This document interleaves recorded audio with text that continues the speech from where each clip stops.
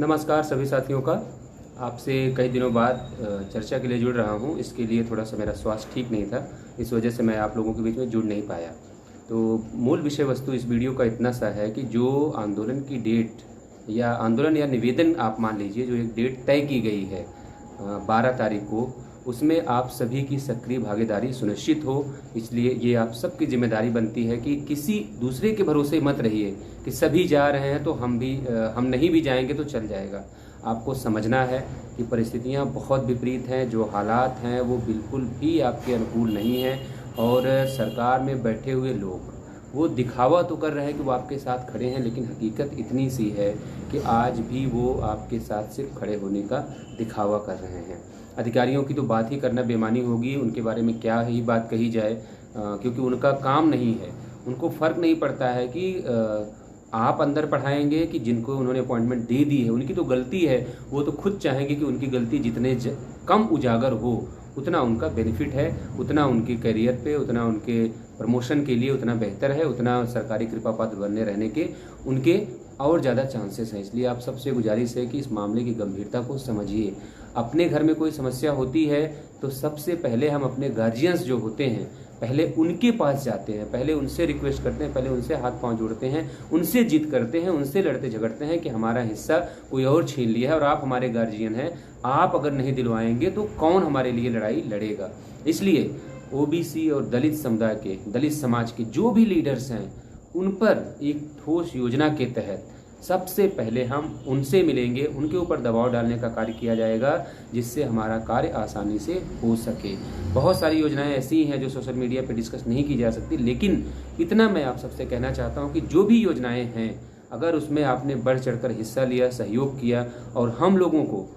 चाहे वो शारीरिक मदद हो चाहे वो आर्थिक मदद हो, अगर आप उसमें कमज़ोर नहीं पड़े तो जो हम लोगों ने एक कार्य योजना तैयार की है कि अगले 90 दिनों के अंदर हर हाल में हमें अपॉइंटमेंट लेटर ले लेना है। तो अगर आपका अपेक्षित जो सहयोग है वो शारीरिक आर्थिक दोनों सहयोग की मैं बात कर रहा हूँ, क्योंकि आप भी जानते हैं कि आज के समय में साम दाम दंड भेद बिना इन चारों के कहीं भी कुछ भी हासिल होने वाला नहीं है। आप देखेंगे कि अगर आप अपनी शारीरिक सक्षमता आपकी नहीं होती, अगर आप आंदोलन के लिए तैयार नहीं होते तो शायद ये लिस्ट नहीं आती, और आपके पास अगर आर्थिक सहयोग न रहा होता तो शायद जो काम उस समय हो गया वो काम आज तक ना हुआ होता। तो इन सब बातों की गंभीरता को आप समझेंगे, और मुझे पूरी उम्मीद है कि 12 तारीख को जो एक कार्यक्रम रखा गया है, चाहे वो पूर्वांचल के हमारे भाई बहन हों जिन्होंने हमेशा कोई भी क्रांति रही हो वहाँ हमेशा बढ़ चढ़कर हिस्सा लिया है, चाहे हमारे पश्चिम के भाई बहन हों जो देश की बात ही छोड़ दीजिए, विदेशों में भी अपनी लोहा का परचम फहरा रहे हैं। तो मैं उम्मीद कर रहा हूँ और पूरी टीम ये उम्मीद कर रही है कि 12 तारीख का जो ये 90 दिनों की कार्य योजना का जो पहला चरण है और पहली शुरुआत है, अभी इसमें बहुत सारे लोग इसकी जद में आएंगे। जो भी ओबीसी और दलित समुदाय के अपने आप को नेता समझते हैं और ठेकेदार बन के हमारा आपका वोट लेते हैं, अभी सबका नंबर आएगा। बेहतर यह है जितनी जल्दी हमें नियुक्ति पत्र मिल जाएगा उनकी सबके लिए अच्छा होगा। तो शुरुआत 12 तारीख से हो रही है। इस क्रम में अभी और जितने समाज के लोडर बैठे हुए हैं, या जिनको आप लोग लीडर कहते हैं, हम लोग लोडर कहते हैं, डीलर कहते हैं, उन सब का नंबर आएगा। लेकिन ज़रूरत इस बात की है कि जो प्रयास शुरू हो रहा है, आगाज ऐसा होना चाहिए बिना किसी बहाने के कि रक्षाबंधन एक दिन पहले था हम नहीं जा पाएंगे। जैसे हमारी बहनें हैं, मैं उनसे भी यही निवेदन करना चाहता हूँ कि देखिए रक्षाबंधन हर साल आएगा, और अगर एक बार नियुक्ति पत्र आपको मिल गया तो जो आने वाला रक्षाबंधन है वो रक्षाबंधन तो बाद में आएगा, लेकिन उसके पहले दिवाली आती है, वो आपकी दिवाली बहुत अच्छी हो जाएगी। और जो दिवाला निकला पड़ा हुआ है हमारा आपका सबका और हमारे परिवारीजनों का, जो एक उपेक्षा भरी ज़िंदगी जीने को हम लोग मजबूर हैं, उन सब से निजात जब पा जाएंगे तो हमारी दिवाली भी अच्छी हो जाएगी, हमारी होली भी अच्छी हो जाएगी, और आने वाले रक्षाबंधन को आप अपने भाइयों से जब भी मिलने जाएंगी तो इस हैसियत के साथ जाएंगी, इस खुशी में जाएंगी कि आपके भाइयों की भी मेहनत आपकी इस नौकरी में शामिल होगी, तो उनको भी आप इस बात के लिए संतुष्ट देख पाएंगे कि वो भी आपकी सफलता से कितने खुश हैं।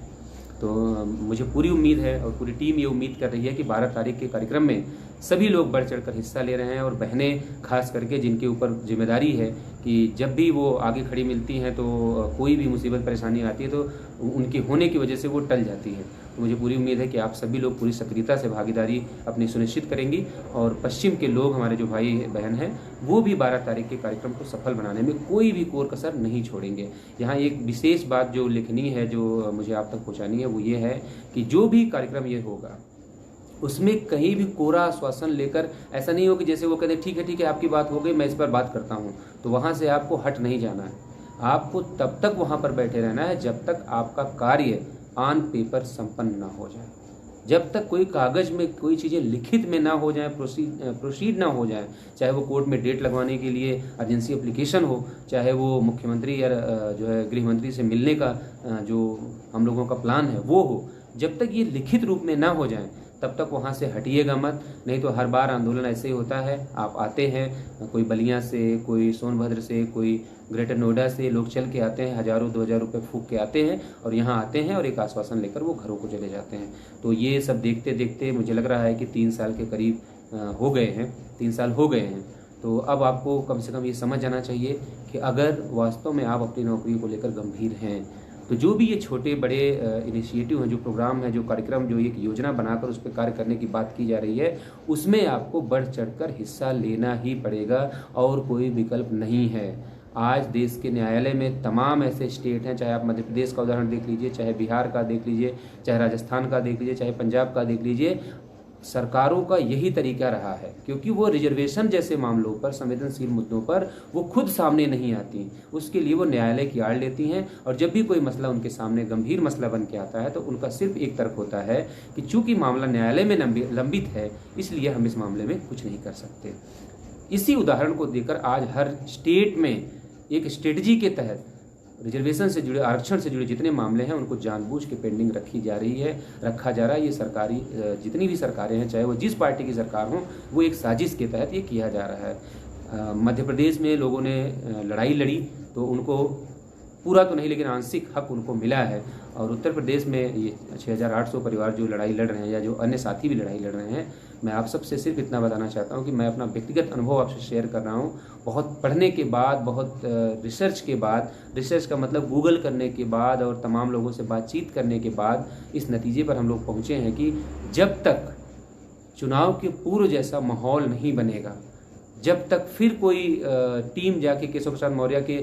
रैली में खड़ी होकर ये बात नहीं बोलेगी कि नहीं आप पिछड़े दलितों की बात कर रहे हैं, तो 6800 पिछड़े दलित परिवार यही उत्तर प्रदेश के रहने वाले हैं, उनके हक और अधिकार की लूट हो गई, आज तक नहीं मिला, उनके हक के लिए कौन बोलेगा। जब तक फिर कोई प्रिय पटेल की रैली में नहीं जाएगा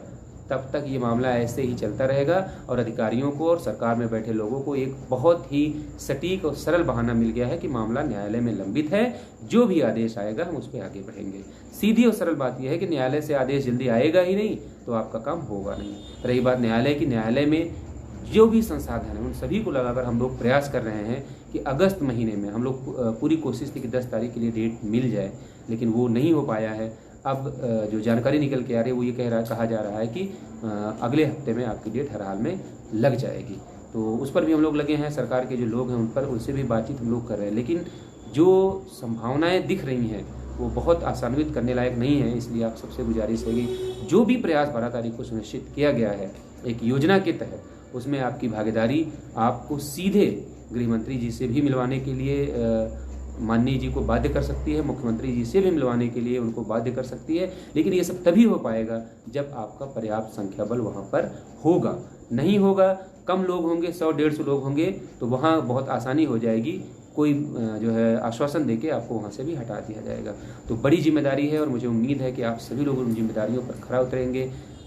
इस बात में मुझे कोई आशंका नहीं है कि पूर्वांचल के जो लोग हैं वो कहीं से भी कोई कसर बाकी रखेंगे और पश्चिम के हमारे जो भाई बहन हैं वो अपने प्रयास में कहीं भी कोई कोर कसर बाकी रखेंगे। इस बात में मुझे कोई भी संदेह नहीं है और पूरी टीम इस बात को लेकर आशान्वित है कि 12 तारीख का जो दिन है वो 6800 परिवारों के लिए ऐतिहासिक दिन होगा और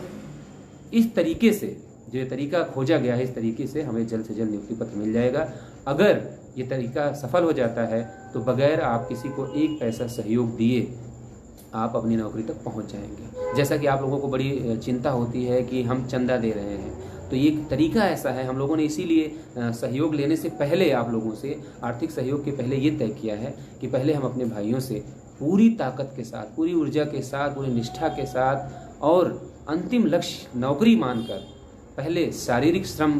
के माध्यम से हम अपनी नौकरी लेने का प्रयास करेंगे। अगर उसमें सफल हो जाते हैं तो कम से कम हम लोग चंदा लेने जैसे आरोपों से बच जाएंगे। हालांकि आपकी अंतरात्मा भी इस बात को जानती है कि आप चंदा नहीं देते हैं। चंदा आप तब देंगे जब हम लोगों की नौकरी लग जाएगी, और किसी व्यक्तिगत काम के लिए जब हम लोग मांगेंगे फिर वो चंदा होगा। या जैसे मान लीजिए, आप कई बार मैं बोल चुका हूँ, दोबारा नहीं बोलना चाहता। मान लीजिए हमारे परिवार का कोई हिस्सा है और उसकी बहन की बुआ की शादी में अगर सहयोग करने की बात आती है तो उसको आप चंदा मान के दे दीजिएगा। या हम लोग अपने जो हमारे जिनकी वजह से आज ये आरक्षण है, जिसकी वजह से आज हम नौकरी के इतने करीब हैं, आज हम सिस्टम में अंदर जाने के लिए यहाँ तक पहुँचे हैं, उनका कोई मंदिर या उनकी कोई मूर्ति या उनकी विचार गोष्ठी कहीं पे रखते हैं, तो उसके नाम पे जो आप सहयोग करेंगे उसको हम लोग चंदा मानेंगे। तो मुझे पूरी उम्मीद है कि 12 तारीख को जो शारीरिक प्रयास के लिए एक योजना बनाई गई है उसमें आप सभी लोग सक्रिय रूप से भागीदारी सुनिश्चित करेंगे। और मैं यहाँ पे एक बात और कह के इस वीडियो को ख़त्म करूँगा कि अपने आप को इस बात के लिए ज़रूर तैयार कर लीजिए कि आज के समय में कोई भी काम होने के सिर्फ जो मूल तत्व हैं वो है साम दाम दंड भेद। आपको सभी के लिए तैयार रहना है। पहले आप अपनी ताकत लगा लीजिए। अगर वहाँ से नौकरी मिल जाती है तो हम लोग बहुत सारे आरोपों से बच जाएंगे। नहीं हो पाता है किन्हीं कारणोंवश, हालांकि नकारात्मक नहीं सोचना चाहिए, नहीं बोलना चाहिए, लेकिन चूंकि हर संभावना पर विचार करना जरूरी है और आप तक बात पहुंचानी जरूरी है। अगर किसी कारणवश वहां सफलता नहीं मिलती है तो कैसे दाम लगाकर या कैसे करके हम अपना कार्य जल्दी करवा सकते हैं, उस दिशा में आपको बिना सोचे समझे आपको दिमाग लगाने के लिए पूरा जीवन रहेगा। जिस समय आप अध्यापक बन जाएंगे, आराम से कुर्सी पे बच्चों को पढ़ाने के बाद जो टाइम मिले वहाँ दिमाग लगाइएगा कि किसको आपने अंबानी बनाया, किसको आपने फ़कीर बनाया, इन सब बातों पर विचार करिएगा। लेकिन एक बार आप सभी लोगों को ये 100, 200, 500 छोड़ के जो आपकी सक्षमता हो आप उसको प्रत्यावेदन ही मान के सहयोग करिए। लेकिन आपको सहयोग करना पड़ेगा और कोई रास्ता नहीं है। अगर वास्तव में आप ये नौकरी 46,000 रुपये जो आपका प्रति महीने का नुकसान हो रहा है उससे बचना चाहते हैं तो एक आखिरी बार आपको, क्योंकि हम लोग अब उसी रास्ते पर जाना चाहते हैं जिस रास्ते पर चलकर ये लिस्ट आई है, और हम लोग इस बात पे यकीन रख रहे हैं कि उसी रास्ते पर जाकर हम लोग नियुक्ति पत्र भी पाएंगे। तो मुझे पूरी उम्मीद है कि 12 तारीख के प्रयास में आप कोई कसर बाकी नहीं रखेंगे, और अगर हमारा कार्य हो जाता है तो हम तमाम आरोपों से बच जाएंगे और आप भी खुशी खुशी अपने विद्यालय में जाएंगे। लेकिन किन्हीं कारणोंवश अगर